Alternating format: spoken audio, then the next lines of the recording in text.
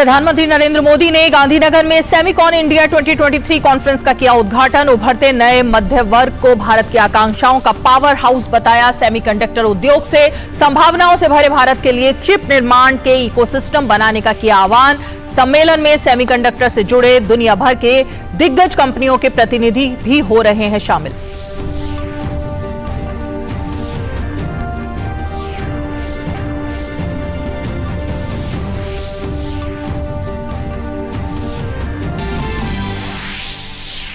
प्रकृति के संरक्षण के प्रति प्रधानमंत्री मोदी ने याद दिलाई सबकी जिम्मेवारी। G20 देशों के बीच पर्यावरण और जलवायु पर हो रही मंत्री स्तरीय बैठक में कहा, 2070 तक नेट जीरो का लक्ष्य हासिल करने की दिशा में आगे बढ़ रहा है भारत।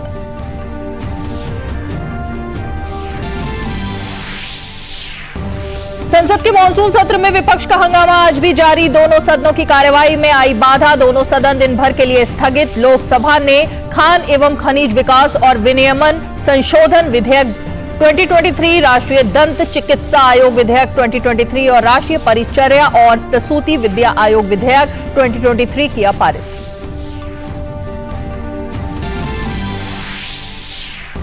तमिलनाडु में आज से शुरू होगी बीजेपी की राज्यव्यापी पदयात्रा। अमित शाह रामनाथपुरम में 6 महीने तक चलने वाली एन मन एन मक्कल यानी मेरी भूमि मेरे लोग पदयात्रा की करेंगे शुरुआत। भाजपा के प्रदेश अध्यक्ष के अन्नामलाई ने कहा, तमिल संस्कृति के शत्रुओं को नहीं लूटने देंगे बहुमूल्य संसाधन। डीएमके के भ्रष्टाचार पर तमिलनाडु को जगाएंगे। भारत जापान फोरम के उद्घाटन सत्र में बोले विदेश मंत्री, भारत के आधुनिकीकरण में स्वाभाविक भागीदार है जापान। वहीं जापानी विदेश मंत्री ने द्विपक्षीय संबंधों के विस्तार के लिए दो लोगों के बीच आदान प्रदान को बढ़ावा देने पर दिया जोर।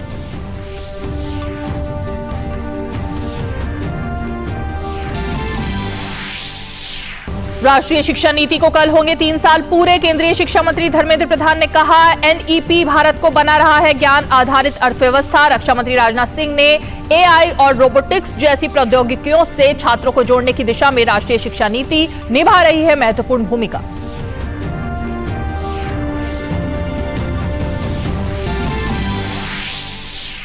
और भारतीय शटलर लक्ष्य सेन जापान ओपन बैडमिंटन के एकल मुकाबले के सेमीफाइनल में पहुंचे। युगल में सात्विक और चिराग शेट्टी की जोड़ी ने किया निराश, क्वार्टर फाइनल हार कर हुए बाहर।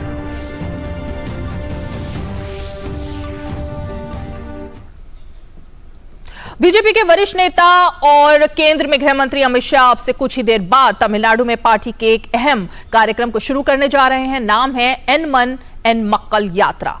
इस पद यात्रा की शुरुआत रामेश्वरम से हो रही है। एन मन एन मक्कल का स्थानीय भाषा में मतलब है मेरी भूमि मेरे लोग। लोकसभा चुनाव के मद्देनजर बीजेपी का ये एक चुनावी अभियान है जो तमिलनाडु के 234 विधानसभा क्षेत्रों को कवर करेगा। अगले साल होने जा रहे लोकसभा चुनाव से पहले बीजेपी राज्यसभा में इस पूरे राज्य में अपना जनाधार बढ़ाने के मकसद से कई रणनीतियों पर काम कर रही है, जिसमें से एक ये यात्रा भी है। इस पद यात्रा के दौरान बीजेपी के दिग्गज नेता केंद्र सरकार की उपलब्धियों को उजागर करेंगे और लगातार तीसरे कार्यकाल के लिए प्रधानमंत्री नरेंद्र मोदी की वापसी सुनिश्चित करने के लिए लोगों का समर्थन भी मांगेंगे।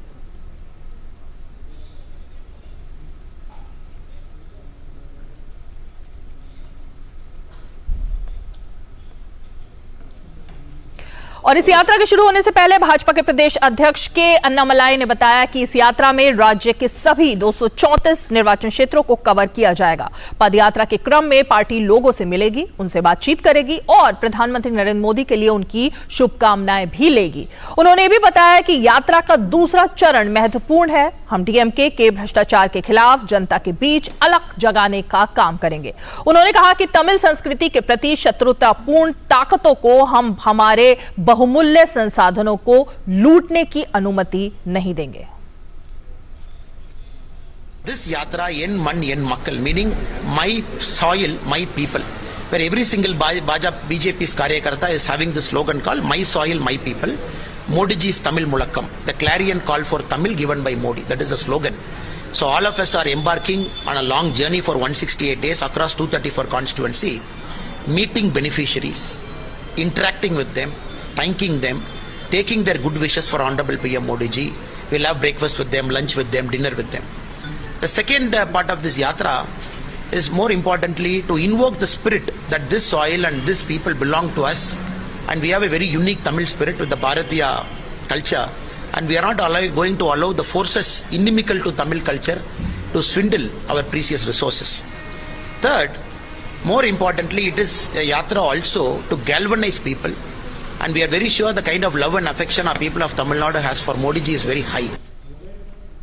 और ये यात्रा किस तरह से महत्वपूर्ण है और खासकर बीजेपी के लिए अब राज्य में अपना जनाधार और ज्यादा बढ़ाना, उसके लिए ये कैसे भूमिका निभाएगी, बात करने के लिए हमारे सहयोगी शैलेंद्र मिश्रा इस वक्त सीधे जुड़ रहे हैं। आपको शैलेंद्र के पास ले चलते हैं। शैलेंद्र, दक्षिण भारत के राज्यों में बीजेपी की पैठ भी बढ़ रही है, जनाधार भी बढ़ रहा है, और उसी के मद्देनजर तमिलनाडु वो राज्य है जहां पर इतना बड़ा कार्यक्रम, ये यात्रा की शुरुआत, किस तरह से आप देखते हैं इसे?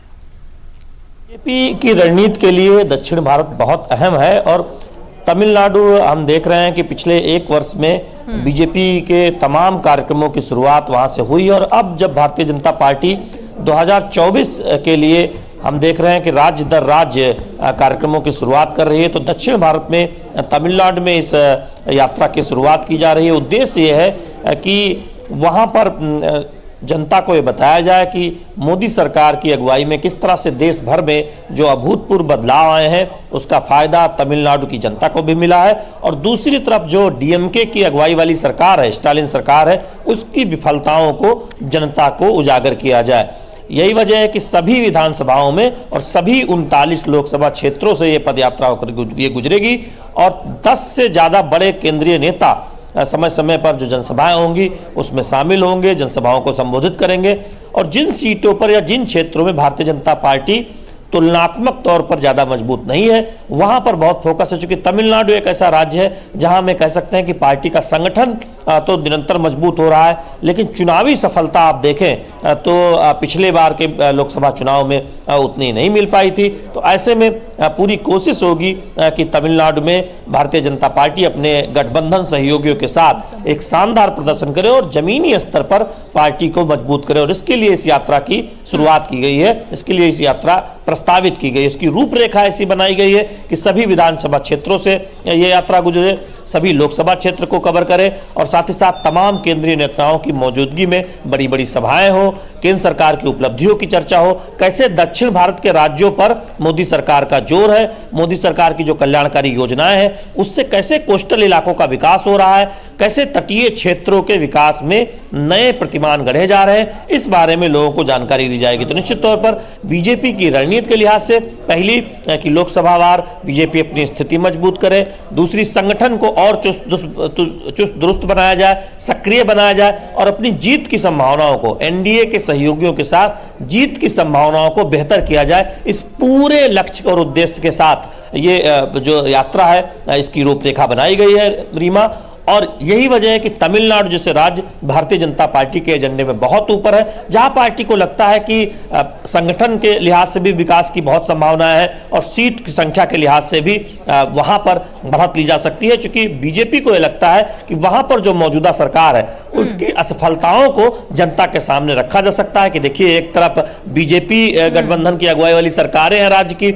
जहां पर तेज रफ्तार से काम हो रहा है, वहीं पर तमिलनाडु सरकार की विफलताओं को सामने रखा जाएगा। तो उस रणनीति के साथ इस यात्रा में आगे बढ़ेगी बीजेपी। जी। हमारे साथ प्रमोद कुमार सिंह, राजनीतिक विश्लेषक और वरिष्ठ पत्रकार भी इस वक्त शैलेंद्र स्टूडियो में मौजूद है, जरा उनका भी रुख कर लेते हैं।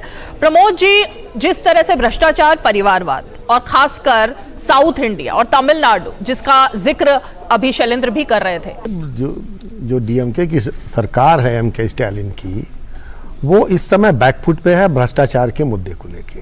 उनके एक मंत्री बालाजी के बारे में आप सबको पता है कि उनको इन्फोर्समेंट डायरेक्टरेट की रेड के बाद पकड़ा गया और फिर अभी एक फिर घटना हुई है और आरोप लग रहा है कि डीएमके की जो ये सरकार चली इसमें भ्रष्टाचार का बोलबाला है। और डीएमके के प्रेसिडेंट एमके स्टालिन मुख्यमंत्री हैं, उनके बेटे उदयनिधि बड़े पावरफुल मिनिस्टर हैं। हम सबको पता है कि वो एमके स्टालिन के पिता जीएमके करुणानिधि तमिलनाडु के बहुत बार मुख्यमंत्री रहे। अब की जो बीजेपी का फोकस है साउथ में, वो मैं इसको मानता हूं कि बीजेपी के लिए तमिलनाडु एक अनचार्टर्ड टेरिटरी रही है, one of the last frontiers जिसको जीता जाना है, केरल और एक तमिलनाडु। कर्नाटका में और आंध्रा में बीजेपी और तेलंगाना में बीजेपी की प्रेजेंस ठीक ठाक है। तो इस समय जो जिस तरह से अन्नामलाई की जो यात्रा चल रही है, अगर आप ध्यान से देखेंगे जो सोशल मीडिया पे या जो तमिल जर्नलिस्ट लिख रहे हैं और जो रिएक्शन आ रहा है, जो अन्नामलाई जो पूर्व आईपीएस अधिकारी हैं, उनकी एक सिंघम की अपनी छवि थी अपने समय जब वो बैंगलोर में जब वो पोस्टेड थे बतौर डीसीपी, उनको सिंघम बोला जाता था। तो जिस तरह से अन्नामलाई भ्रष्टाचार पे चोट कर रहे हैं और जनता के बीच में जा रहे हैं, वो डायरेक्ट कनेक्ट हो रहा है। और वो प्रधानमंत्री जो हमारे प्रधानमंत्री जो भ्रष्टाचार और परिवारवाद के खिलाफ जो उन्होंने एक मुहिम छेड़ रखी है, जिसको गृह मंत्री भी हमारे वही बात करते हैं कि परिवारवाद भ्रष्टाचार के खिलाफ मुहिम जारी रहनी चाहिए। इससे बीजेपी को ट्रैक्शन मिल रहा है। और जो ये यात्रा जो हो रही है, जो पूरे 234 विधानसभा क्षेत्रों में जाएगी, अभी हम सुन रहे थे अन्नामलाई जो तमिलनाडु में बीजेपी के अध्यक्ष हैं कि वो खाना भी उन्हीं के घर खाएंगे, चाय नाश्ता से लेकर डिनर तक अपने कार्यकर्ताओं के बीच में ही रहेंगे, ऐसा नहीं उनके लिए कोई बड़ी अलग से व्यवस्था है। तो ये जनता के साथ जुड़ने और फिर 2024 अब ये देखिए शुरुआत हो रही रामनाथपुरम से। एक बीच में भी ये कयास लग रहे थे कि प्रधानमंत्री रामनाथपुरम से चुनाव लड़ सकते हैं, वो तो भविष्य का बात है। लेकिन रामनाथपुरम से बीजेपी की यात्रा शुरू होने का अपना एक सिग्निफिकेंस है। और हो सकता है कि जब 2024 का चुनाव हो तो अन्नामलाई यहाँ से लोकसभा का चुनाव लड़े। और बीजेपी इस समय चूंकि डीएमके बहुत ही कमजोर है, आप देख रहे हैं कि उसकी पार्टी भ्रष्टाचार के आरोपों में घिरी हुई है। और अभी जब प्रधानमंत्री ने जब एनडीए की मीटिंग बुलाई थी, उसमें हमने ई पलानीसामी जो पहले एआईएडीएमके के मुख्यमंत्री थे उनको देखा था आए हुए हैं। तो बीजेपी और एआईएडीएमके का जो गठबंधन है वो एक अच्छा आप कहें कि उसको ठोस गठबंधन होगा 2024 में। डीएमके की जो लोकसभा के जो 39 में से 38 या 37 डीएमके के सांसद हैं। 2024 के चुनाव में चूंकि एक एक सीट की लड़ाई होगी, तो बीजेपी इस समय जो कर रही है जनता के साथ जो कनेक्ट है, भ्रष्टाचार परिवारवाद को मुद्दा बना के डीएमके को पे हमला करे ताकि बीजेपी जनता के बीच में एक्सेप्टेबल हो। और फिर जब 2024 में चुनाव होंगे तो बीजेपी थोड़ी अच्छी पोजीशन पे होगी। ठीक है, मैं एक बार शैलेंद्र का रुख मैं एक बार करना चाहूंगी। शैलेंद्र, क्योंकि आप संसद के गलियारों में भी लगातार सुगबुगाहट देख रहे हैं कि चल क्या रहा है। प्रधानमंत्री ने जो क्विट इंडिया का जो एक नारा दिया, जिससे लाइन तय हो गई है कि 2024 में एक तरफ INDIA, दूसरी तरफ भ्रष्टाचार मुक्त भारत, जिसका नारा प्रधानमंत्री दे रहे हैं, परिवारवाद मुक्त भारत। ये दो बातें तो तमिलनाडु, तेलंगाना, इन राज्यों में सबसे ज्यादा दिखाई दे रही है, क्योंकि वहां पर लगातार ईडी और सीबीआई ने ऐसे केस भी प्राप्त किए हैं और उनकी जांच चली रही है। आपको लगता है कि ये एक बड़ा मुद्दा है जिसको लेकर दक्षिण भारत में बीजेपी अब आगे बढ़ने वाली है? देखिए, बीजेपी की रणनीति को आप देखें तो बहुत स्पष्ट है। वो 4 चीजों पर फोकस कर रही है जो प्रधानमंत्री नरेंद्र मोदी ने अपनी जनसभाओं में मुद्दे सामने रखे हैं। भ्रष्टाचार के खिलाफ वार करना है और उस अभियान को और आगे ले जाना है और जनता को बताना है कि कैसे बीजेपी शासित राज्य, कैसे प्रधानमंत्री नरेंद्र मोदी की अगुवाई में देश में पारदर्शी शासन का काम हुआ है, कैसे भ्रष्टाचार के विरोध में कार्रवाई हुई है और कैसे इस अभियान को आगे बढ़ाया जा रहा है। तो ये बात बहुत स्पष्ट तौर से बतानी है कि देखिए, दूसरे पार्टियों के शासित जब राज्य होते हैं तब किस तरह से भ्रष्टाचार के मामले सामने आते हैं, बड़े बड़े घोटाले सामने आते हैं, जबकि प्रधानमंत्री नरेंद्र मोदी की अगुवाई में देश में पारदर्शी व्यवस्था एक कायम की गई है और तमाम बीजेपी शासित राज्य उसे आगे बढ़ा रहे हैं और वहां पर देखें तो भ्रष्टाचार मुक्त शासन दिया जा रहा है। तो भ्रष्टाचार एक बहुत बड़ा मुद्दा 2024 के चुनाव में प्रधानमंत्री नरेंद्र मोदी की जो जनसभाएं हैं उससे स्पष्ट तौर पर सामने आता है कि बीजेपी उसे सामने रखने वाली है कि कैसे तमाम विरोधी पार्टियां भ्रष्टाचार के गंभीर आरोपों में उनके नेता लिप्त हैं, उन पर गंभीर आरोप है। दूसरी बात यह है परिवारवाद का। बीजेपी हमेशा कहती है कि देखिए, एक तरफ भारतीय जनता पार्टी है जिसमें कोई कह नहीं सकता कि अगला अध्यक्ष कौन होगा, जबकि दूसरी तरफ ऐसी पार्टियां हैं जिसमें पीढ़ी दर पीढ़ी पता है कि कौन राष्ट्रीय अध्यक्ष था, उनका बेटा या बेटी राष्ट्रीय अध्यक्ष होगा, मुख्यमंत्री अगर सत्ता में आते हैं तो कौन होगा। तो दूसरी तरफ परिवारवादी पार्टियां, तो परिवारवाद के खिलाफ बीजेपी एक बड़ा अभियान चला रही है और उस अभियान को और गति दे जाने वाली है 2024 में। दो ये बहुत महत्वपूर्ण बातें हैं जिसमें हम तमिलनाडु देखें तो बहुत फिट बैठता है बीजेपी की रणनीति में कि वो जनता को जोर शोर से बता सकती है कि देखिए, भ्रष्टाचार के तमाम मामले वहां सामने आए हैं स्टालिन सरकार के खिलाफ और परिवारवाद की राजनीति वहां पर तमाम क्षेत्रीय दल कर रहे हैं। तीसरी जो बात है, भारतीय जनता पार्टी को लगता है कि संगठन के विस्तार की जो गुंजाइश है, जिसे हमारे प्रदीप जी बता रहे थे कि जो चुनौतीपूर्ण वाले राज्य है भारतीय जनता पार्टी के लिए, केरल और तमिलनाडु, वहां पर बीजेपी को लगता है कि विस्तार की गुंजाइश बहुत ज्यादा ज्यादा है, इसलिए पहले संगठन के स्तर पर बहुत विस्तार किया जा रहा है, कार्यक्रमों की रचना की जा रही है जिससे चुनावी जीत की संभावनाओं को बढ़ाया जा सके। तो बीजेपी उस रणनीति पर आगे बढ़ रही है, उस पर काम कर रही है। और चौथी बात यह है कि लोकसभा सीटों की जो संख्या बढ़ाई जानी है बीजेपी की रणनीति में, उन पे जहां पर उसे जीत दर्ज नहीं हो पाई थी, हासिल नहीं हो पाई थी 2019 में, ऐसी सीटों पर फोकस है। तो ऐसी सीटें दक्षिण भारत में ज्यादा है, जिसमें तमिलनाडु सबसे प्रमुख राज्य है। तो ये 4 वजह है जिसकी वजह से हम तमिलनाडु जैसे राज्य में सबसे ज्यादा फोकस भारतीय जनता पार्टी का देख रहे हैं। और एक बात और, चूंकि एक व्यापक गठबंधन के साथ, एनडीए के साथ हम जानते हैं कि 38 दलों की बैठक हुई थी, जब बैठक होते होते 39 दल हो गए थे। तो आप अगर तमिलनाडु में भी देखें तो एक बड़े एनडीए, एक तरह से एनडीए का एक कुनबा जिसमें कई सहयोगी दल शामिल हुए हैं, शामिल होने जा रहे हैं। तो उनके साथ लोकसभा चुनाव में बीजेपी जा रही, तो वहां पर एक सहयोगियों के साथ भी भारतीय जनता पार्टी आगे बढ़ रही है। तो इस तरह बात कर रहे हैं, मिल रहे हैं। ये जो प्रधानमंत्री ने INDIA के खिलाफ जो क्विट इंडिया ये स्लोगन दे दिया है, उसके बाद अब क्या चर्चा है? क्योंकि किसी के दिमाग में, जहन में आ नहीं रहा था कि इतनी बड़ी बात प्रधानमंत्री आगे के लिए रास्ता तय कर देंगे, इतना बड़ा स्लोगन दे देंगे। ये देखिए, 2 बहुत महत्वपूर्ण बातें हैं। पहली बात तो यह है, जब बीजेपी संसदीय दल की बैठक हुई थी तो प्रधानमंत्री ने उस बैठक में कहा कि आज का भारत वो भारत नहीं है। भोले भाले भारत के लोग जरूर हैं, लेकिन अब वो समझते हैं कि इंडिया के नाम के इस्तेमाल से भरमाया नहीं जा सकता। इतिहास में अगर आप देखें तो ईस्ट इंडिया कंपनी ने भी इंडिया के नाम का इस्तेमाल किया था।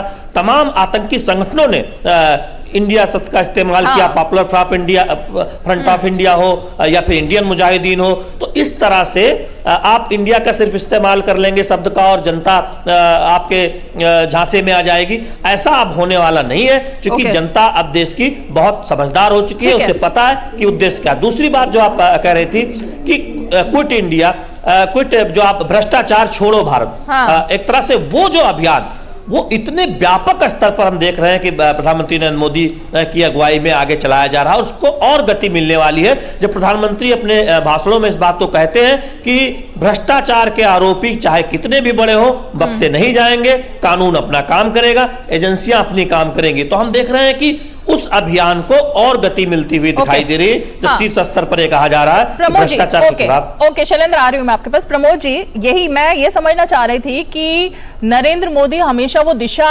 तय कर देते हैं, ऐसा स्लोगन दे देते हैं जो दूर दूर तक मतलब उनके दायरे से ही बाहर होता है बाकी के विपक्ष के नेताओं के। इस बार उन्होंने INDIA का नाम दिया और उस पर अभी बहस चली रही थी कि प्रधानमंत्री ने इतना लाइन ही आगे खींच दी। तो ये बात जो है अब लग रहा है 2024 तक यही चलेगा। ये तो क्रिकेट की भाषा में कहें तो प्रधानमंत्री ने INDIA की यॉर्कर पे सीधा छक्का मार दिया।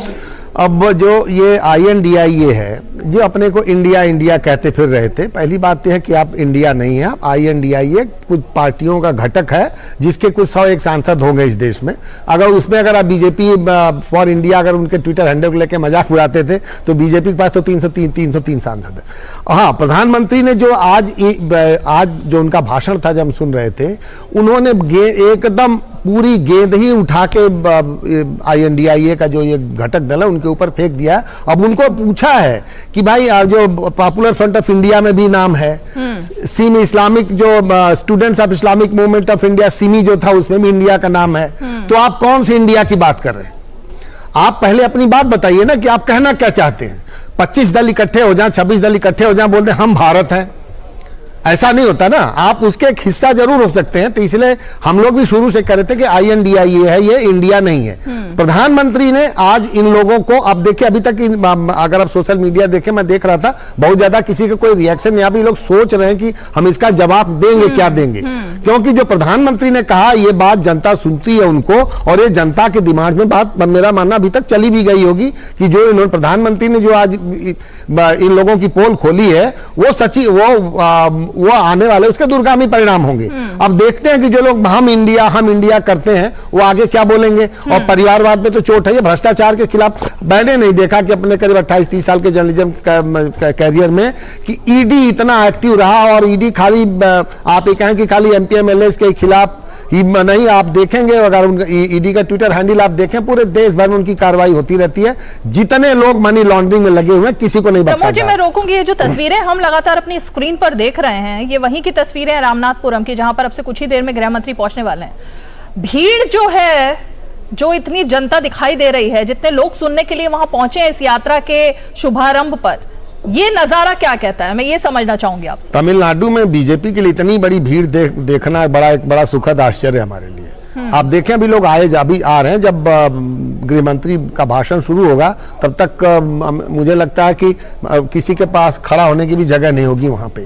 तो ये अब कल को भी जो कांग्रेस ना डीएमके बोल सकती है कि लोग भाड़े के लिए हुए लोग हैं, लेकिन जब रैली हो रही तो जब जनता वहां दिखती है तो असर होता है, उसका एक इम्पैक्ट होता है। जो लोग इसको टीवी पर, यूट्यूब चैनल पे और मोबाइल पे देख रहे होंगे, जहां पे बीजेपी के कार्यकर्ता स्टेट 234 असेंबली में भी मेरा मानना है कि इस समय घूम रहे होंगे बताने के लिए कि हमारा जो आज यात्रा यहां से शुरू हो रही है और देश के गृह मंत्री इसका उद्घाटन करेंगे। और ये जनता का भीड़ है, मतलब इसको विशाल जन समुदाय बोल सकते हैं। ये मेरे हिसाब से एक बहुत अच्छी शुरुआत है बीजेपी के लिए। अंग्रेजी में कहावत है, well begun is half done. अच्छी शुरुआत से आप आधा किला फतह कर लेते हैं। शैलेंद्र, मैं ये जो हम तस्वीरें लगातार लाइव तस्वीरें देख रहे हैं, अपार यहाँ पर लोग दिखाई दे रहे हैं और शुरुआत क्योंकि आज है, अब से कुछ ही दिन बाद प्रधानमंत्री लोकसभा राज्यसभा दोनों ही सदन के एमपी से भी, बीजेपी एमपी से मिलना शुरू करेंगे, उनके साथ क्लोज डोर बैठ के भी शुरू होने वाली है, उसमें एक अलग मंथन होगा। ये भीड़ क्या कहती है तमिलनाडु में, और अन्नामलाई जिसका जिक्र अभी हो ही रहा था, जिनको सिंघम कहा जाता था, उनकी पॉपुलैरिटी क्या कहती है? देखिए, इसमें कहीं कोई संदेह नहीं है कि जब से के अन्नामलाई तमिलनाडु बीजेपी के अध्यक्ष बनाए गए हैं, भारतीय जनता पार्टी की तमिलनाडु इकाई एक नई ऊर्जा से भरी हुई नजर आ रही है।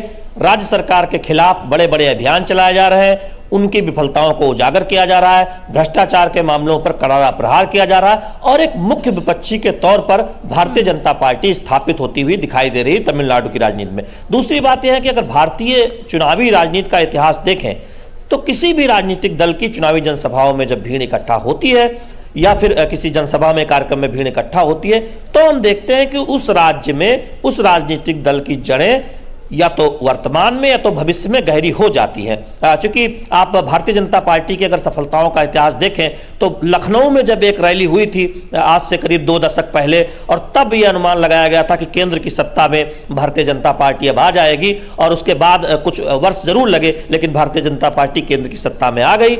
उसके बाद हमने देखा कि 2014 के पहले जब रैलियां शुरू हुई, प्रधानमंत्री नरेंद्र मोदी तब प्रधानमंत्री पद के उम्मीदवार थे, और उन जनसभाओं में जो भीड़ दिखाई देती थी, राजनीतिक समीक्षक उसके कयास लगाते थे, क्या यह प्रचंड बहुमत की सरकार होगी, कि ये लोकप्रियता क्या वोटों में तब्दील होगी। और हमने 2014 के चुनावी नतीजों में देखा कि किस तरह से प्रधानमंत्री नरेंद्र मोदी की लोकप्रियता से जो भीड़ आई थी वो वोटों में तब्दील हुई। 2019 में वो और आगे बढ़ती हुई नजर आई। तो तमिलनाडु की राजनीति में भारतीय जनता पार्टी की जनसभाओं में इस तरह की भीड़ आना निश्चित तौर पर एक संकेत है कि जनता तमिलनाडु की राजनीति में भारतीय जनता पार्टी को एक गंभीर राजनीतिक दल के तौर पर देखती है, एक मजबूत राजनीतिक दल के तौर पर देखती है, एक विकल्प के तौर पर अब देखने लगी है। और यह भारतीय जनता पार्टी के लिए बहुत बड़ी बात है कि जब आप विकल्प के तौर पर देखे जाने लगेंगे तो आज नहीं तो कल आप राज्य की सत्ता में भी आएंगे, आज नहीं तो कल आप अंक गणित जो होता है, यानी कुल सीटों में से ज्यादा सीटें जीतने का अंक गणित या फिर अपनी लोकसभा सीटें बढ़ाने का अंक गणित,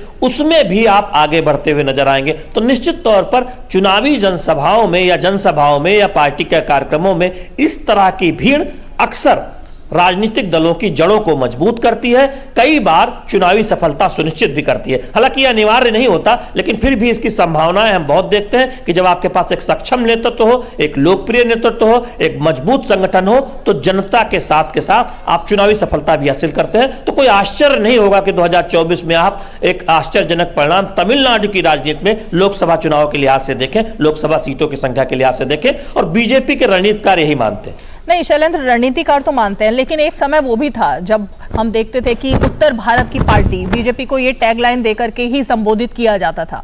उसके बाद कर्नाटका में बीजेपी की लगातार सरकार पर सरकार बनी, लेकिन इस बार जब कर्नाटक के रिजल्ट आए तो कांग्रेस सबसे बहुत उत्साही है, और कर्नाटक की वजह से ही विपक्ष भी बहुत उत्साही दिख रहा है कि हाँ, हम मात दे सकते हैं बीजेपी को। वो एक सेटबैक कहीं पर लगता हुआ दक्षिण भारत में एक इमेज जो बिल्टअप की जाने की कोशिश है बीजेपी के खिलाफ, उसका कोई इंपैक्ट आपको दिख रहा है? देखिए, चुनाव दर चुनाव भारतीय जनता पार्टी अगर आप बीते 3 वर्षों में देखें तो उसकी सफलता का प्रतिशत बहुत बेहतर रहा। यह जरूर है कि कर्नाटक में भारतीय जनता पार्टी को जीत हासिल नहीं हुई, वहां पर हार का सामना करना पड़ा। हिमाचल में भी एक बहुत क्लोज कॉन्टेस्ट में हार का सामना करना पड़ा। लेकिन अब 2014 के बाद देखें उत्तर प्रदेश और उत्तराखंड जैसे राज्य जहां पर सत्ता बदलने की परंपरा थी, वहां पर सत्ता वापस आई। गुजरात में हम देख रहे हैं कि आज तीसरे दशक में भारतीय जनता पार्टी की सत्ता चुनाव दर चुनाव जीत के बाद और एक बड़ी ऐतिहासिक जीत के बाद वहां पर सत्ता दिखाई दे रही है। तो दरअसल उत्तर भारत की पार्टी होने का, शहरों की पार्टी होने का जो तमगा है वो बीजेपी 2014 में ही पीछे छोड़ चुकी है। जब आप तीसरे दशक में गुजरात में, जो कि उत्तर भारत का राज्य नहीं है, पश्चिम भारत का राज्य है, जब आप महाराष्ट्र में कई बार सत्ता में आते हैं, जब आप गुजरात में कई बार सत्ता में आते हैं, जब आप उत्तर पूर्व के तकरीबन सभी राज्यों में या तो सत्ता में है या साझीदारों के साथ सत्ता में है, तब आप समझ सकते हैं कि भारतीय जनता पार्टी का विस्तार उत्तर से दक्षिण तक, पूर्व से पश्चिम तक कितना हो चुका है। लेकिन यह जरूर है कि केरल और तमिलनाडु दो ऐसे राज्य हैं जहां भारतीय जनता पार्टी बहुत मजबूत, तुलनात्मक तौर पे अगर दक्षिण भारत के हम कर्नाटक की भी बात कर लें तो उसके मुकाबले नहीं रही है। एनडीए के सहयोगियों के साथ जरूर एक तरह से कह सकते हैं कि तमिलनाडु में कभी कभी मजबूत स्थिति आती है, लेकिन अपने दम पर तमिलनाडु में बहुत मजबूत उपस्थिति दर्ज कराना यह भारतीय जनता पार्टी के लिए एक चुनौती रही है। केरल में भी हमने देखा कि बहुत प्रयास हुए हैं, चुनावी सफलता जरूर उतनी नहीं मिली, लेकिन संगठन के स्तर पर बीजेपी बहुत सफल हुई है। अब हम तमिलनाडु में चुनावी सफलता हासिल हो बीजेपी को, उस स्तर पर पार्टी के कार्यक्रमों को आगे बढ़ता हुआ देख रहे हैं। और जो फीडबैक आ रहा है, जो जनता का समर्थन मिलता हुआ भीड़ के तौर पर जनसभाओं में जो दिखाई दे रहा है, पार्टी के जो आंतरिक कार्यक्रम होते हैं उसमें जो उत्साह, जो फीडबैक, जो सूत्र हमें बता रहे हैं, जैसे जो कार्यकर्ताओं का फीडबैक है वो ये बता रहा है कि दरअसल स्टालिन के खिलाफ जो एक वहां पर गुस्सा है या फिर वहां पर जो सत्ता विरोधी माहौल है, उसका भी फायदा भारतीय जनता पार्टी को मिल सकता है, क्योंकि तमिलनाडु की जनता अब एक गंभीर विकल्प के तौर पर भारतीय जनता पार्टी को देखती है। तो निश्चित तौर पर ये इसका फायदा बीजेपी को तमिलनाडु में मिल सकता है। हालांकि ये भी बहुत मेहनत करनी होगी, क्योंकि हम देख रहे हैं कि तमिलनाडु की राजनीति अपने आप में बहुत रोचक है, बहुत रोचक है। और इसीलिए प्रमोद जी, मैं जरा ये समझना चाहूंगी, 2024 की जब बात होती है और अब तक जब भी लोकसभा चुनाव का जिक्र होता था तो कहते थे कि जिसने उत्तर प्रदेश, बिहार, गुजरात, इन सब जगहों पर फतेह पाली, वहां से सबसे ज्यादा सीटें ले आई, मतलब उत्तर भारत की इन जगहों से, वहां वही सत्ता में आ सकता है। मतलब केंद्र की राजनीति का रास्ता जो है वो इन राज्यों से होकर निकलता है। लेकिन अब ऐसा लग रहा है कि दक्षिण भारत उसमें अहम भूमिका निभा रहा है। 24 का किला फतेह करने के लिए आप इस वक्त क्या रणनीति देख रहे हैं? देखिए, जो 541 सीटें हैं वहाँ एक एक सीट पे लड़ाई है, और जो लोग बीजेपी को जानते हैं, कवर करते हैं, बीजेपी अपनी जीती हुई सीटों, जब चुनाव होता है तो जिस सीटें हारती है उस पे अध्ययन शुरू हो जाता है कि हम यहाँ क्यों हारे। पिछली बार 142 ऐसी सीटें थी जिसको चिन्हित किया गया और उन पे पार्टी ने काम करना शुरू किया था। तो बीजेपी की जो 2024 के जो चुनाव की तैयारी थी 2019 में शुरू हो गई थी।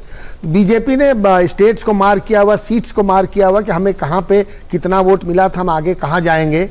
तमिलनाडु चूंकि 39 लोकसभा सीटों का एक राज्य है, आंध्रा और तेलंगाना में भी ऐसा होता लगा, हालांकि अलग अलग हो गए, लेकिन अभी 39 सीटें वहाँ पे भी होती थी।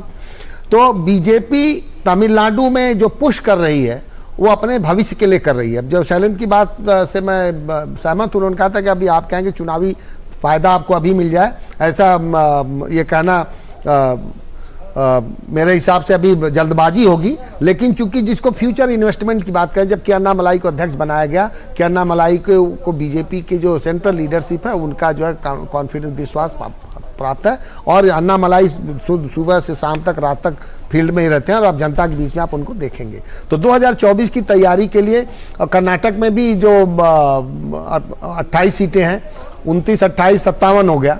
और अगर आप यहाँ की सीट्स को देखेंगे, आप आंध्रा, कर्नाटक के, केरल की मिलाएंगे तो उसकी संख्या बढ़ जाती है। इवन 1977 में जब श्रीमती इंदिरा गांधी इमरजेंसी के बाद हुए चुनाव हार गई थी, दक्षिण भारत से उनकी सीटें कम नहीं हुई थी, फिर भी 150 के आसपास 150-151 सीटें आई थी।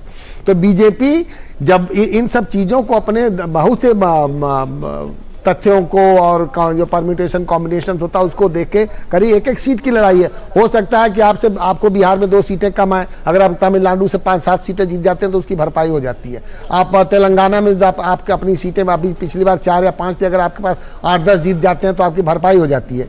तो वो हो सकता है कि आपने अभी जितनी सीटें जीती हैं उनमें से कुछ सीटें आप हार जाएं, दूसरे उसके बगल में दूसरी सीटें जीत जाएं, 303 की जगह आपके पास 330 सीटें आ सकती हैं बीजेपी की। तो वो अपना वो जो भी राजनीतिक दल था, खासतौर से बीजेपी इस अपने इस अंकगणित को ध्यान में चलती है। और अभी आप जैसे कर्नाटक यहाँ पे पुश चल रहा, आप देखिए अभी आंध्र प्रदेश में और तेलंगाना में भी बीजेपी का जोर होगा। अभी वहाँ पे अध्यक्ष बदले गए, बांदी संजय की जगह किशन रेड्डी साहब को भेजा गया, जिन्होंने पिछली बार के चुनाव में आप देखेंगे केसीआर की बेटी हार गई थी। हाँ। बीजेपी की महिला उम्मीदवार ने कमल हसन को हरा दिया था तमिलनाडु विधानसभा के चुनाव में। तो ये सब चीजें ऐसी थी जिससे लगता था बीजेपी जो दक्षिण का जो अभेद्य किला था उसमें जगह बनाने के लिए वो जगह बनाने में सफल रही। कर्नाटक में तो वहां उसकी सरकार रही। मैं एक बार इस मुद्दे पर आती हूँ प्रमोद जी, क्योंकि पिछले 3 दिन में जो सबसे ज्यादा चर्चा का विषय रहा, और शैलेंद्र आपसे भी मैं जानूंगी, एक कि प्रधानमंत्री ने जब वो Pragati Maidan ITPO convention centre का उद्घाटन करने पहुंचे, उन्होंने ये बता दिया कि तीसरे टर्म में जब मैं आऊंगा तो देश का विकास और अर्थव्यवस्था जो है वो कहां तक लेकर जाना है, जिसके बाद सबसे ज्यादा खलबली मची उन दलों में जो अपने एजेंडे के साथ आगे बढ़ रहे थे। तो ये जो प्रधानमंत्री ने सीधे सीधे एक कटाक्ष भी किया और आगे का एजेंडा बता दिया कि तीसरी बार फिर मोदी सरकार, इससे कुछ खलबली दिखाई दे रही है ना विपक्ष में? ये देखिए बहुत स्पष्ट है। एक तरफ मोदी सरकार है जो अपने एजेंडे को सामने रख रही है। तमिलनाडु की जनता हम जानते हैं कि वहां का मैन्युफैक्चरिंग बहुत आगे है, और जब प्रधानमंत्री इसकी बात करते हैं कि हम तीसरी बार जब आएंगे तो दुनिया की तीसरी सबसे बड़ी अर्थव्यवस्था होंगे, तो ऐसी बातें दरअसल तमिलनाडु की जनता को अच्छी भी लगती है, क्योंकि एक ऐसा राज्य है जिसमें हम देखते हैं कि विनिर्माण क्षेत्र उसका बहुत बेहतर है, ऑटोमोबाइल वहां पर एक हब के तौर पर जाना जाता है, IT भी देखें तो बेहतर है। तो निश्चित तौर पर जब आप अर्थव्यवस्था की बात करते हैं और अर्थव्यवस्था में जब बेहतर संकेतक लगातार देखने को मिलते हैं, तमाम वैश्विक रिपोर्ट्स बताती हैं कि भारत किस तरह से आगे बढ़ रहा है। कोविड की चुनौतियों में दुनिया के सबसे बेहतर देशों में भारत ने सफलतापूर्वक कोविड की चुनौतियों का सामना किया है, दुनिया की मदद की है, वैश्विक मंचों पर हम अगुवाई कर रहे हैं। तो निश्चित तौर पर तमिलनाडु की जनता भी इस बात को देख रही है। और दूसरी बात यह है कि जो हम जिक्र कर रहे थे प्रदीप जी, कि कमल हासन को एक बीजेपी उम्मीदवार हरा देती है और उसी बीजेपी उम्मीदवार को भारतीय जनता पार्टी राष्ट्रीय स्तर पर लाकर महिला मोर्चा की राष्ट्रीय अध्यक्ष बनाती है। तो तमिलनाडु से लीडरशिप को उभारने का काम भी भारतीय जनता पार्टी कर रही है। तो यह भारतीय जनता पार्टी की खूबी है कि अगर आप राज्य में जमीन पर बेहतर काम करते हैं तो आपको आगे बढ़ाया जाता है। जी किशन रेड्डी का उदाहरण सामने है। इसके साथ ही अगर आप तेलंगाना की बात करें, और कमल हासन को हराने वाली राष्ट्रीय अध्यक्ष आज बनी हुई भारतीय जनता पार्टी की महिला मोर्चा का, तो इस तरह का हम देख रहे हैं कि तमाम उदाहरण है कि अन्नामलाई को तो हम देख रहे हैं कि सेंट्रल लीडरशिप का कितना भरोसा हासिल है, कितना समर्थन हासिल है। तो इस तरह से बीजेपी नए लीडरशिप को पुष्पित पल्लवित करने का काम भी करती है, टैलेंट आगे बढ़ाने का काम करती है। आप कर्नाटक में देखिए तेजी से शुरू है, जिस वक्त बीजेपी के युवा मोर्चा के राष्ट्रीय अध्यक्ष है। तो तमिलनाडु से युवा मोर्चा से आगे आने वाले नेताओं की संख्या काफी है। तमिलनाडु हो, कर्नाटक हो या फिर तेलंगाना हो, तो यह दिखाता है कि भविष्य के लिहाज से, नेता तैयार करने के लिहाज से भारतीय जनता पार्टी का कितना फोकस है दक्षिण के राज्यों पर, चाहे वो तमिलनाडु हो, कर्नाटक हो या फिर तेलंगाना। प्रमोद जी, मैं तमिलनाडु से बाहर निकल के पूरे देश के बारे में समझना चाह रही थी कि प्रधानमंत्री ने ये बात जो कह दी है, तीसरी बार जब मैं आऊंगा तो क्या क्या करूंगा और देश को कहां ले जाऊंगा, जाहिर तौर पर एक रणनीति का हिस्सा रही बीजेपी की, और प्रधानमंत्री का विजन आगे दिखाई देता है उसका हिस्सा रही। तो इस जो सेंटेंस प्रधानमंत्री ने कहा, जिस तरह का बयान प्रधानमंत्री ने दिया, उसको आप किस परिप्रेक्ष्य में देखते हैं? देखिए, एक वो मेथड होता है शॉक एंड ऑ, शैलेंद्र भी कि आप अपने विरोधी को उसको इतना अचंभित कर दें कि उसको समझ में नहीं आया हमें करना क्या है।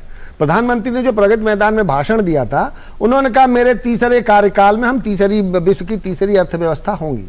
आप ये सोचिए, वो जो कॉन्फिडेंस, आत्मविश्वास है, वो जमीन पे जो सतह पे जो जब समर्थन मिलता है, वो भी देश को घूमते, उनके पास ही बहुत से तरीके हैं, बहुत से सोर्सेज से फीडबैक आता है।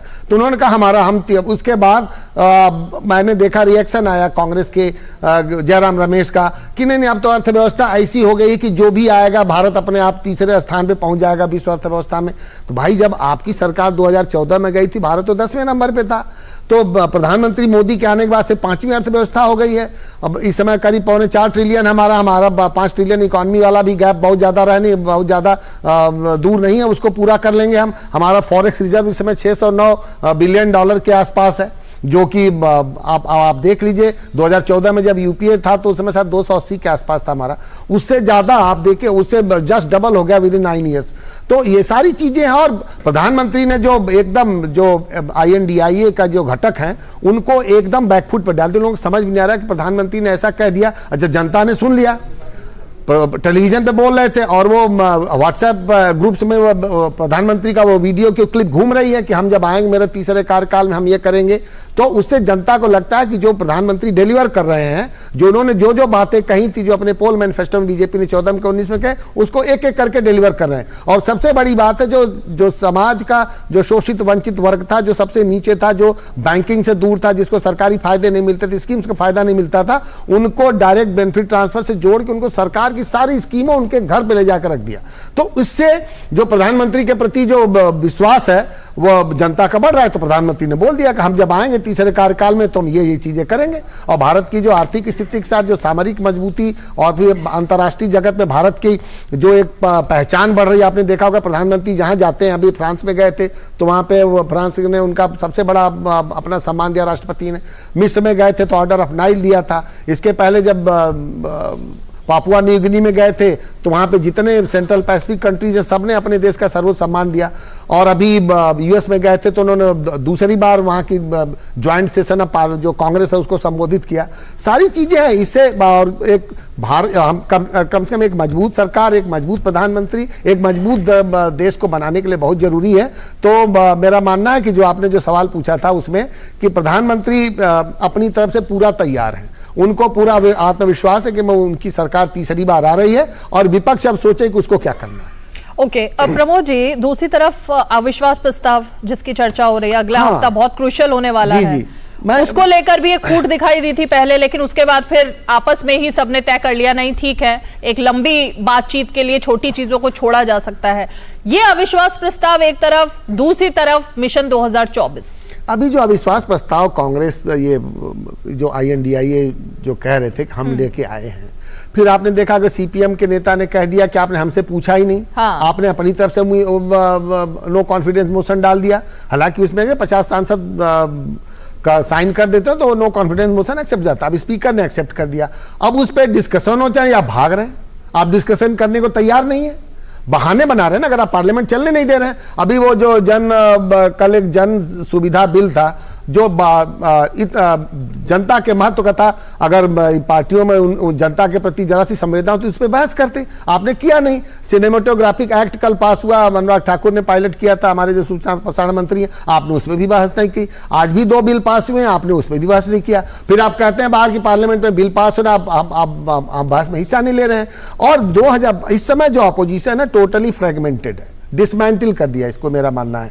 आप मणिपुर पे बहस आप करेंगे, आप एक घटना के ऊपर आप अविश्वास प्रस्ताव लेके, हमने देखा नहीं हमारे संसदीय इतिहास में हुआ, आप लेके आए हैं तो आप भाषण, आप अपनी बात रखिए, सरकार अपना बात रखिए ना। प्रधानमंत्री के जवाब पे अड़े हुए हैं, जबकि आंतरिक सुरक्षा की जिम्मेदारी गृहमंत्री की है।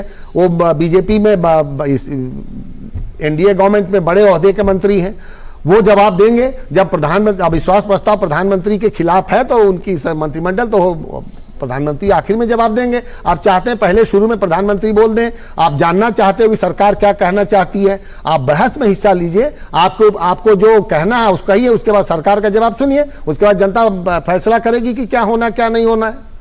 बिल्कुल। शैलेंद्र, मैं जरा गृह मंत्री अमित शाह की एक बार बात करना चाहूंगी, क्योंकि एक तरफ उनका इंतजार हो रहा है, और ये देखिए तस्वीरें हम लगातार दिखा रहे हैं कि कुछ ही पलों में गृह मंत्री अमित शाह वहां पहुंचने वाले हैं, और उसके बाद ये कार्यक्रम की शुरुआत होगी इस यात्रा की।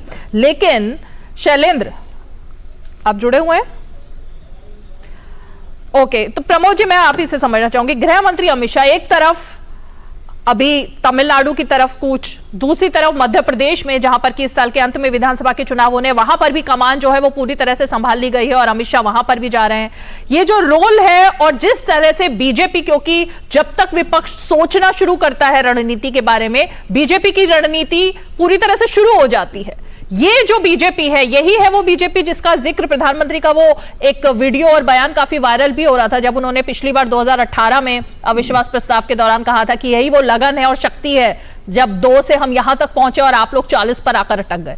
एकदम। और बीजेपी का जो 282 सीट 2014 में थी और 2019 में 303 सीट थी बीजेपी की खुद। 20 सीटों से ज्यादा 21 सीटें बढ़ गई थी और उसमें जनता का विश्वास था। उस समय भी विपक्ष ने या कांग्रेस ने कोई कसर छोड़ी नहीं थी। रफाल डील से लेके जितना मेरा मानना है इमेजिनरी आरोप जो लगाए थे, जनता ने उसका जवाब दे दिया। और अब की जो आप जो अमित शाह जी के ऊपर बोल रहे थे वो थकते नहीं है। गृह मंत्रालय का भी कोई फाइल पेंडिंग नहीं होती और जो बीजेपी की कमान है, चूंकि वो समझते हैं और मध्य प्रदेश की कमान उन्होंने अपने हाथ में ले लिया और अभी अब जो सर्वे चल रहे हैं मध्य प्रदेश में बीजेपी आगे आ गई है। पहले शुरू में लग रहा था कि कांग्रेस को एज है, अब वो एज बीजेपी के पास आ गया है। मैं भी देख रहा था एक्सिस माई इंडिया के प्रदीप गुप्ता का इंटरव्यू छपा था मनी कंट्रोल में, उसमें उन्होंने कहा बीजेपी को एज है। और शिवराज सिंह चौहान के प्रति जो वोटर फटीक की बात कर रहे हैं लोग, वो ऐसा नहीं, बीजेपी उसमें ले मेहनत का काम अपना काम कर रही है और बीजेपी को मध्य प्रदेश जीतना 2024 के इसके अभियान में एक मददगार साबित होगा। उसके साथ साथ ये राजस्थान की भी कमान बीजेपी ने अपने हाथ में ले लिया। अशोक गहलोत इस समय, चूंकि उन्होंने एक मंत्री जो राजेंद्र सिंह गुधा को उन्होंने निकाला, जब उन्होंने विधानसभा में सवाल पूछ लिया कि हम मणिपुर की क्यों बात करें, हमने अपने राज्य में बेटियों के साथ क्या क्या उस पर बात होनी चाहिए, उनको निकाल दिया गया, उनको बाहर नहीं निकलने दिया, विधानसभा नहीं आने दे रहे हैं। हाँ। उन्होंने एक लाल डायरी की बात की जिसका जिक्र प्रधानमंत्री ने भी किया है। तो अब चूंकि उनको उससे डर लग रहा है लोगों को, एक तो अमित शाह जी के जो बतौर गृह मंत्री उनकी जो फंक्शनिंग है वो एकदम बड़ी इफेक्टिव है। हाँ। और उसमें कोई ढिलाई नहीं है। और प्रधान, हाँ जी, मैं राजेश राज भी हमारे साथ, हमारे सहयोगी इस वक्त न्यूज रूम से जुड़ गए। राजेश, जिस बात को हम आगे बढ़ा रहे हैं वो मैं जरा आपसे भी समझना चाहूंगी, जिसका जिक्र प्रमोद जी यहां पर कर रहे हैं। एक तरफ भाजपा की विजय संकल्प यात्रा जिसकी शुरुआत भोपाल से होने वाली है, वहां पर भी कमान पूरी तरह से गृह मंत्री अमित शाह के हाथ में है। उन्होंने कोर ग्रुप की बैठक ली और नाराज नेताओं को मनाने के लिए भी निर्देश दिए हैं कि किस तरह सबको एकजुट होकर इस चुनाव में बीजेपी को फतेह दिलानी है। दूसरी तरफ तमिलनाडु से हम तस्वीर देख रहे हैं जहां पर जनता का उत्साह भी दिखाई दे रहा है, वहां भी एक और यात्रा। तो ये जो भाजपा की इस तरह से मिशन मोड में जुड़ने की और जुटने की रणनीति है, उस पर जरा मैं समझना चाहूंगी आपसे। को एक दो उदाहरणों के साथ इसको समझाना चाहूंगा। मैंने उत्तर प्रदेश के चुनाव में और बिहार के चुनाव में देखा कि भारतीय जनता पार्टी के जो कार्यकर्ता नाराज थे, उनको नाराज लोगों को, रूठे लोगों को मनाने की जिम्मेदारी गृह मंत्री अमित शाह स्वयं अपने हाथ में लेते थे। मैंने बनारस में देखा कि बनारस में एक 5 स्टार होटल में शहर के जो तमाम बुद्धिजीवी थे, उन बुद्धिजीवियों के साथ एक बैठक की गई थी। धर्मेंद्र प्रधान जो शिक्षा मंत्री थे और उत्तर प्रदेश चुनाव के वो प्रभारी भी थे, वो मंच पर मौजूद थे। तमाम बुद्धिजीवियों के साथ एक एक कर उनके शंकाओं का, उनके सवालों का वो जवाब दे रहे थे। और ऑडियंस में गृह मंत्री अमित शाह बैठकर बुद्धिजीवियों और शिक्षा मंत्री के बीच जो तकरीर चल रही थी उसको वो बारीकी के साथ सुन रहे थे और एक एक लोगों की शंकाओं के जवाब धर्मेंद्र प्रधान दिया और गृह मंत्री चुपचाप बैठकर ऑडियंस में सुनते रहे। यह दिखाता है कि कितनी स्किल के साथ वो कॉमन पीपल की बातों को भी सुनते हैं और फिर पार्टी के बड़े नेताओं के साथ जब बैठक होती है तो उस बैठक में उसको शॉर्ट आउट करने की कोशिश करते हैं। उन 500 बुद्धिजीवियों से बातचीत करने के बाद जो बनारस के जो स्थानीय विधायक थे, उनके प्रति नाराजगी थी कार्यकर्ताओं की। उन कार्यकर्ताओं में यह जोश और उमंग भरने का काम गृह मंत्री और शिक्षा मंत्री ने किया कि पार्टी को ऊपर देखना है, स्थानीय स्तर पर जो विवाद है उस विवाद को निपटा लेना है। और कार्यकर्ता मान गए और पार्टी प्रचंड बहुमत के साथ उत्तर प्रदेश में सत्ता में वापस लौटी। उसी तरह बिहार में हमने देखा कि छपरा में बहुत सारे कार्यकर्ता जो थे वो बागी उम्मीदवार के तौर पर चुनाव मैदान में थे। गृह मंत्री छपरा में रुकते हैं, एक छोटे शहर में रात में वो रुकते हैं और रुक करके तमाम जो रूठे हुए कार्यकर्ता थे उससे बात करते हैं, किसी को मनाते हैं, पुचकारते हैं और जरूरत पड़ने पर फटकारते भी हैं ताकि पार्टी की जो मुख्य धारा है उससे लोग विचलित ना हो। तो हम कह सकते हैं रीमा कि गृह मंत्री अमित शाह निश्चित तौर पर एक चाणक्य की भूमिका में है भारतीय राजनीति में और वो तमाम कौशल में निपुण है। चाहे बड़ी बड़ी रैलियों को संबोधित करने का मसला हो या छोटे कार्यकर्ताओं से इंटरेक्ट करने का मसला हो, छोटे शहरों में जाकर वहां पर रुकना, उन कार्यकर्ताओं से संवाद स्थापित करना, उनकी दुखती रगों पर हाथ रखना और पार्टी के रूठे कार्यकर्ताओं को पुनः उनकी पीठ थपथपाकर पार्टी के लिए काम में लगा देना, यह कोई ना कोई बड़े नेता का ही काम हो सकता है। और गृह मंत्री अमित शाह भले ही राष्ट्रीय अध्यक्ष अभी नहीं है, लेकिन मुझे लगता है कि पार्टी की जो पूरी संरचना है वो उनके इर्द गिर्द घूमती है और वो लगातार जेपी नड्डा और वो दोनों मिलकर देश भर में दौरा भी करते हैं और कार्यकर्ताओं को चाक चौबंद करने की कोशिश भी करते हैं। बिल्कुल बिल्कुल, हमारे साथ वरिष्ठ पत्रकार और राजनीतिक विश्लेषक शेखर अय्यर जी भी जुड़ गए हैं। शेखर जी, ये तस्वीरें कुछ याद दिला रही हैं चेन्नई में जब भाजपा की कार्यकारिणी की बैठक हम सभी लोग कवर करने गए थे, और कभी हैदराबाद में भी वो बैठकें होती थी, तब की बीजेपी और अब की बीजेपी में कुछ बदलाव दिखाई दे रहा है? क्योंकि अब तो एजेंडा साफ है। रीमा जी, बहुत बदल गया है बीजेपी। उस बीजेपी की, जिस बीजेपी की जो चेन्नई की मीटिंग की बात कर रहे हैं, वो मीटिंग अद्वानी जी की पाकिस्तान के दौरे के बाद हुआ था और ये 2005 की बात है, 2005 की बात है। तो उस समय जो हालातें थी, बीजेपी के सामने जो चुनौतियां थी और उस समय जो बातें को लेकर काफी पार्टी में चर्चा हुई, बहस हुई, और आज जो बीजेपी की जो आज है, जो दृश्य हमें दिखाई दे रहा है रामेश्वरम में, इतनी भीड़, कम से कम 1 लाख लोगों ने आज उस पदयात्रा में शामिल होने के लिए रजिस्टर किए। हाँ। और तमिलनाडु ऐसा जगह है बीजेपी के लिए, काफी समय से वो लगे हुए हैं वहां पे। अभी तमिलनाडु के विधानसभा में केवल 4 एमएलए हैं, विधानसभा मेंबर्स केवल 4 ही हैं, और बीजेपी का वहां लक्ष्य है कि जहां सब पार्टीज उनके खिलाफ है, सारे द्राविड़ के नाम पे जो पार्टीज है सब उनके खिलाफ है, लेकिन लगातार बीजेपी के कार्यकर्ता, बीजेपी का नेता और खास करके अन्नामलई में नेतृत्व में जो बीजेपी जिस प्रकार से एक विपक्ष की भूमिका निभा रही है, तो आज जो भीड़ों की, क्योंकि अभी तक वहां तमिलनाडु में यह लग रहा था कि भाई कोई विकल्प ही नहीं है, एक ही बस द्रविड़ जनता पार्टी बीच में चल रहा है, लेकिन एक बात तो स्पष्ट हो गई है, बीजेपी की अलायंस अभी एआईएडीएम के साथ है। एडप्पाडी पळनिस्वामी अभी आए थे एनडीए के मीटिंग में, उससे बड़ा स्पष्ट हो गया कोई एडीएम के उनका अलाई है, बीजेपी का अलाई है तमिलनाडु में। इतना तक मैं जानता हूं कि प्रधानमंत्री ने एडप्पाडी पळनिस्वामी को कहा कि आप एनडीए का नेतृत्व तमिलनाडु में आगे ले जाइए एनडीए को। तो आज जो हो रही है यात्रा, ये जो यात्रा इसमें 2 फेज में होगी, कम से कम 400 किलोमीटर जाएगी, और अन्नामलई पार्टी को लेकर बीजेपी को जो पहचान है बीजेपी को, ये party with a difference, nation first, इन बातों को गांव-गांव तक ले जा रहे हैं। और इतना उत्साह आ गया है रीमा जी, आपको आश्चर्य होगा जब एक समय में बीजेपी को एक हिंदी पार्टी, उत्तर भारत की पार्टी, संस्कृत की पार्टी, ब्राह्मणों की पार्टी, इस तरह जब पार्टी के खिलाफ वहां के जो पार्टीज है लगातार कैंपेन कर रहे थे, वहां आज ये दृश्य को दिखाई दे रहा है जहां पूरा चेंज हो रहा है। और इस बीच में आपने देखा होगा प्रधानमंत्री ने भी बहुत कोशिश की है किस तरह तमिल लोगों को के साथ कनेक्ट करे, तमिल लोगों के साथ एक प्रकार से डायलॉग शुरू किया जाए। आपने देखा होगा ये जो प्राइम मिनिस्टर का बड़ा इनिशिएटिव रहा, ये काशी तमिल संगमम, वो बहुत बड़ा इनिशिएटिव था। उसके बाद सौराष्ट्र तमिल संगमम भी था। तो जब तमिलनाडु के जितने कल्चर है उस कल्चर को प्रदर्शन किया गया था बनारस में, वाराणसी में, और एक प्रकार से ये भ्रम को दूर करने के लिए भाषा अलग हो सकते हैं लेकिन जो कल्चर एक ही है, वो भारतीयता एक ही है। ये बात बार बार इसलिए कहा जा रहा है क्योंकि वहां राजनीतिक कारण तमिलनाडु में हमेशा एक कोशिश रही है कि किसी तरह तमिलनाडु के अलगाववाद का एक प्रकार से शुरू करो। जैसे कश्मीर में हमने देखा सेपरेटिज्म कैसे हुआ, उस तरह तमिलनाडु में कोशिश करने की बहुत बार ऐसी कोशिश हुआ है। लेकिन तमिल के जो जनता है, तमिल के जो वहां के जो ये रही है, वो हमेशा भारत के साथ और भारत का एक अंग रहा है। इसीलिए ये जितने भी सेपरेटिस्ट की जो ये सब हुई है, तमिल, वो कहते हैं भाई तमिल नेशनलिज्म के ऊपर, वो सब आगे कभी नहीं बढ़ा है।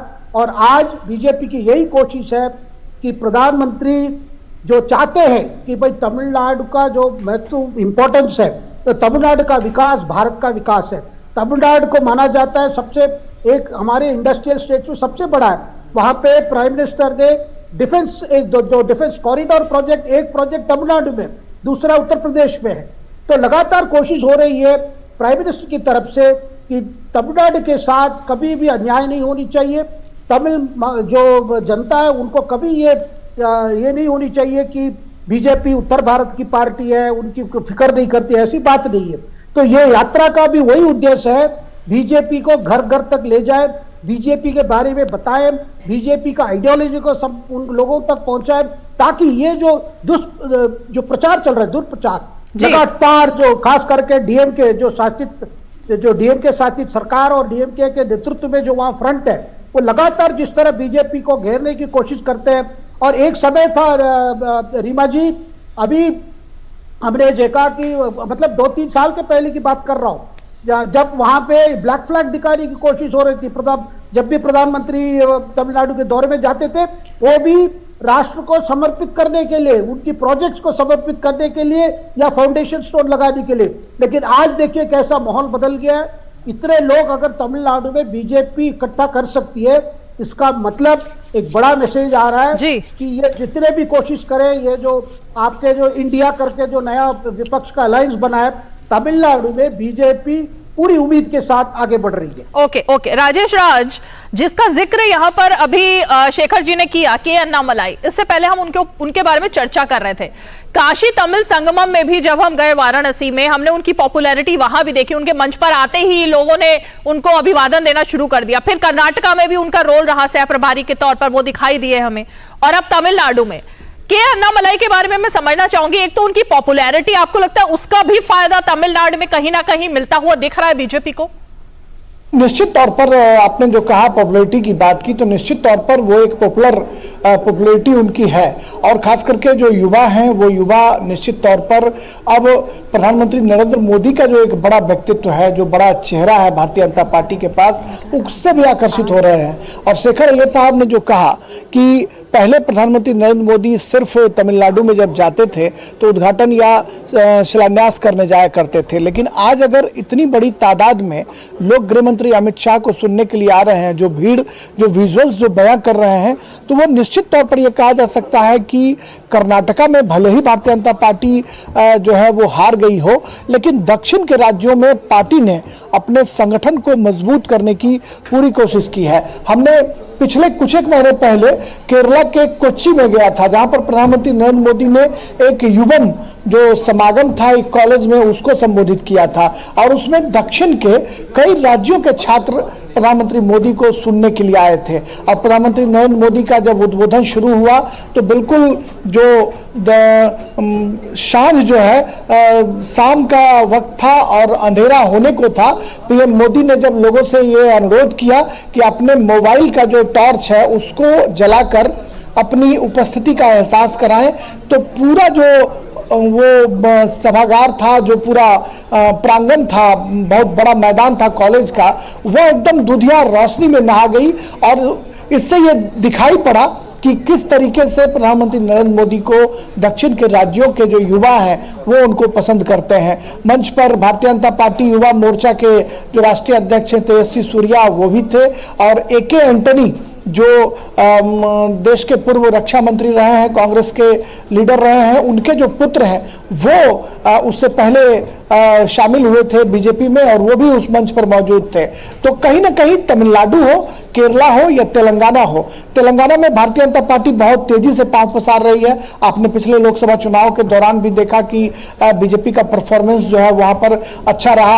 और आज भी भारतीय जनता पार्टी के राष्ट्रीय अध्यक्ष JP नड्डा, जिन्होंने बीजेपी बीट रिपोर्टर्स को आज बुलाया था संसद में ऑफ कैमरा बातचीत के लिए, तो उन्होंने यह उम्मीद जताई कि दक्षिण के राज्यों में भी हम अच्छा परफॉर्म करने जा रहे हैं। और लोकसभा चुनाव के लिए और विधानसभा चुनाव के लिए अलग अलग जो टोलियां हैं, टुकड़ियां हैं, वो गठित की जा रही हैं। जो विधानसभा के लिए अलग टीम होगी, लोकसभा के लिए अलग टीम होगी, और दक्षिण के राज्यों पर खासा जो है वो फोकस किया जा रहा है, ताकि प्रधानमंत्री नरेंद्र मोदी के नेतृत्व वाली जो सरकार है केंद्र में, उसका जो फायदा दक्षिण के राज्यों को पहुंचा है, वो कहीं ना कहीं दलों और जाति की दीवार जो है वो उसको गिराने में कामयाब हुआ बिल्कुल है। बिल्कुल और राजेश, उसका और रिफ्लेक्शन इसीलिए चुनाव में दिखाई जी, पड़ेगा। और इसीलिए ये जो आपने रोल बताया ना, गृह मंत्री अमित शाह एक तरफ और के अन्नामलाई, और खासकर जो प्रधानमंत्री ने 2024 के लिए एजेंडा दे दिया है, उसके केंद्र में क्या क्या बातें, उन सब पर हमने डिस्कशन किया। आप सभी मेहमान हमारे साथ जुड़े, राजेश, राज, आपका भी शुक्रिया, शेखर जी, प्रमोद जी, आप सभी का हमारे साथ जुड़ने के लिए बहुत बहुत शुक्रिया।